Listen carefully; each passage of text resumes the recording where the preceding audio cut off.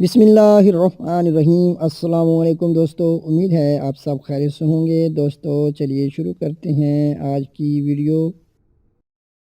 شاہراہ ریشم پاکستان کو کس ملک سے ملاتی ہے؟ اس کا صحیح جواب ہے چین سے۔ فیصلہ آباد میں موجود زرعی یونیورسٹی کب قائم ہوئی تھی؟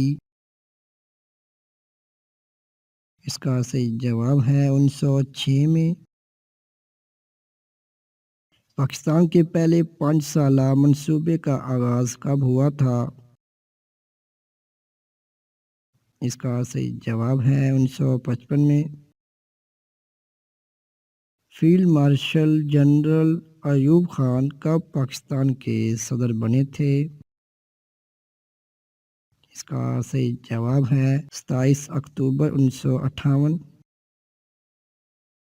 سندھ طاس معاہدہ کب ہوا تھا؟ اس کا صحیح جواب ہے 1960 میں۔ صدر ایوب خان نے صدارت سے استعفیٰ کب دیا تھا؟